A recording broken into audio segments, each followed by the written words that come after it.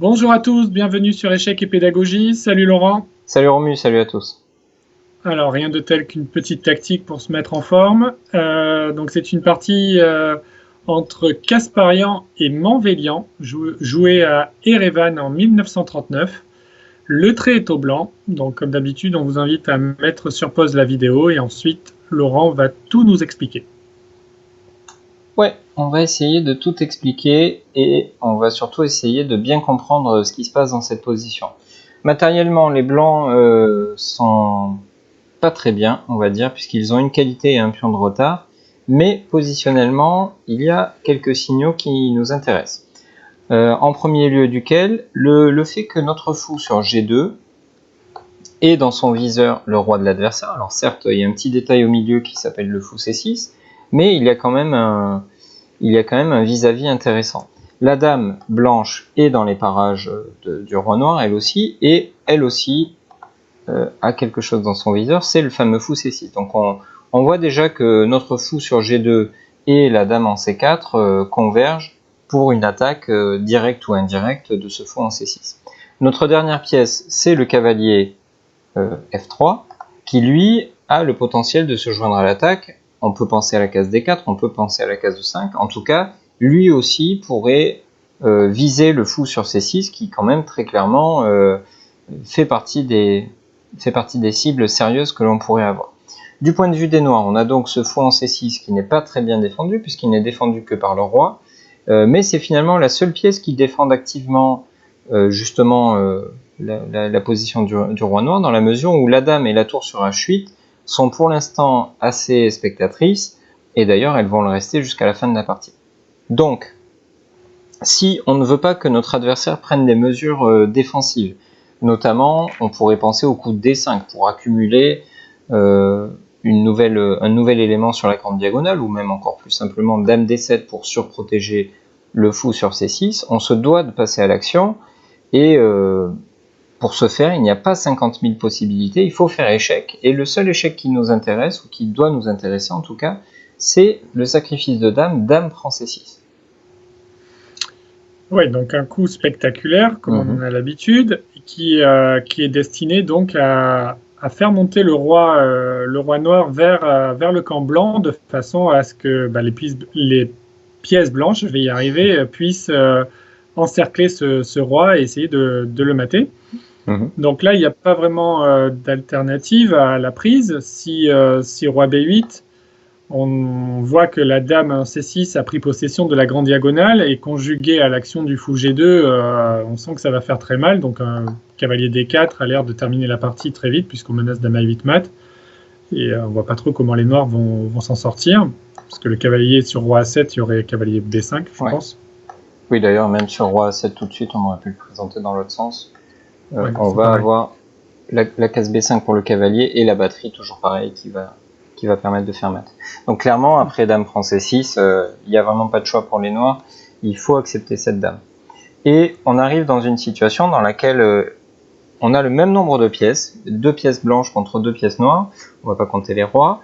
Évidemment, ce ne sont pas des pièces de la même valeur théoriquement, mais dans cette position, le fou et le cavalier sont bien plus puissants que la dame en C8 et la tour H8, tout simplement parce que nos 2 pièces blanches vont pouvoir se coordonner.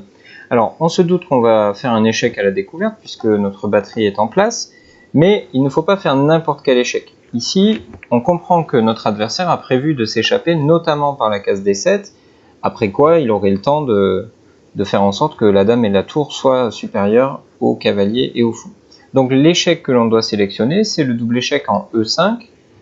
Bien entendu, comme il y a double échec, les noirs sont obligés de déplacer leur roi, et ils ne peuvent le faire ni sur B7, puisque c'est contrôlé par le fou G2, ni sur D7, puisque c'est contrôlé par le cavalier E5.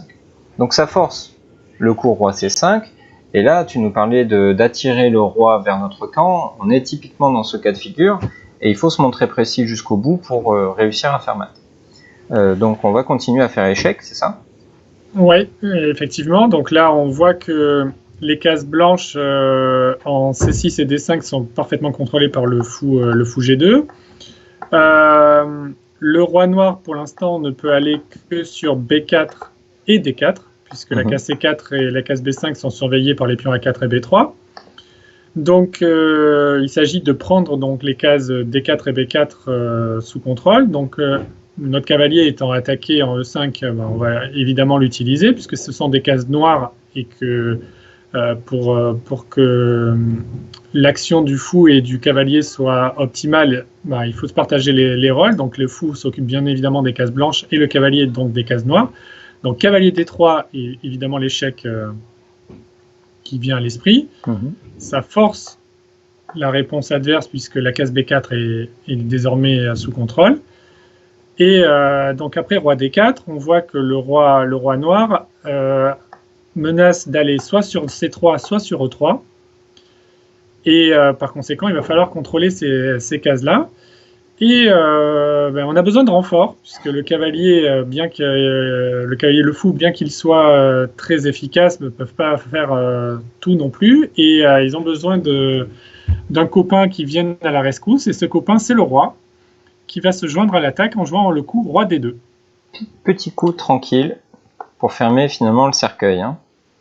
Ouais, exactement. Donc là, on voit que le roi en D4 est complètement encerclé par toute l'armée blanche. Le fou en G2, le cavalier en D3, le pion en B3 et le roi en D2, pardon, empêche le roi de bouger.